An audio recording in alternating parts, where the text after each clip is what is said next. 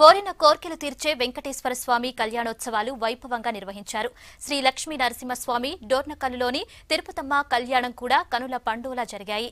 ఉమ్మడి వరంగల్ జిల్లాలో 5 రోజుల పాటు జరిగే జాతరకు భక్తులు ఎడ్ల బండ్లు, ట్రాక్టర్లపై భారీగా తరలివచ్చారు.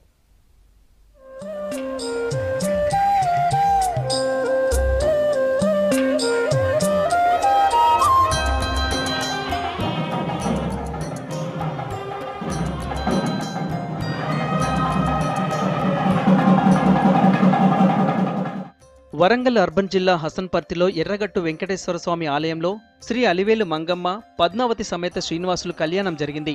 ముందుగా ఉత్సవమూర్తులను రథంపై ఊరేగింపుగా డప్పు చప్పులతో గుణపర్తి నుంచి భీమారంకు తీసుకొచ్చారు. ఎర్రగట్టు గుట్టపై ఉన్న వెంకటేశ్వర కళ్యాణం మండపానికి ఈ విగ్రహాలను తరలించారు.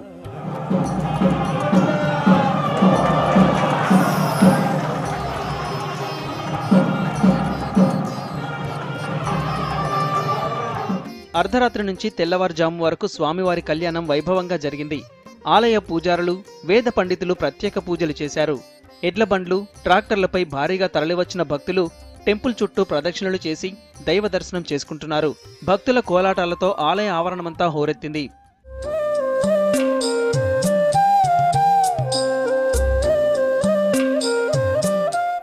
మరోవైపు గోవింద నామస్మరణలు, సంకీర్తనలతో కోటంచ క్షేత్రం మార్మోగింది. పున్నమి కాంతిలో అభయస్వరూపుడు దర్శనానికి భక్తులు పెద్ద ఎత్తున తరలిరావడంతో ఆలయ ప్రాంగణం కిక్కిరిసింది.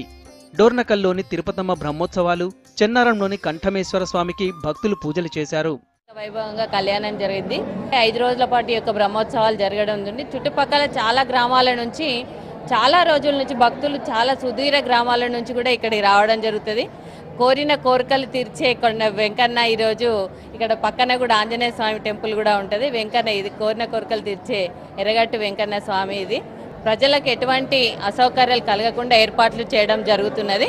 భక్తితోటి ఈరోజు ఏ దేవాలయంలో ఏ అసౌకర్యాలు కలగకుండా భక్తులకు ముందు వరుసలో కేసీఆర్ గారు ఉంటూ ప్రజలకు అన్ని విధాలుగా సౌకర్యాలు సాధించే దిశగా కృషి చేయడం జరుగుతుంది. ఈరోజు కళ్యాణ మండపంలో కళ్యాణం జరిగిన తర్వాత 4 రోజులు కొండపైన ఉండడం జరుగుతుంది. ఈ 4 రోజులు బ్రహ్మోత్సవాలు జరుగుతాయి.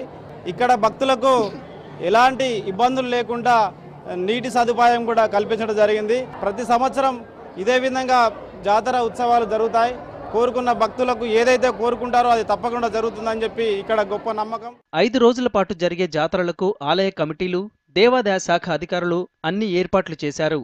పోలీసులు చెక్పోస్టులతో పాటు ఎలాంటి అవాంఛనీయ సంఘటనలు జరగకుండా చర్యలు చేపట్టారు.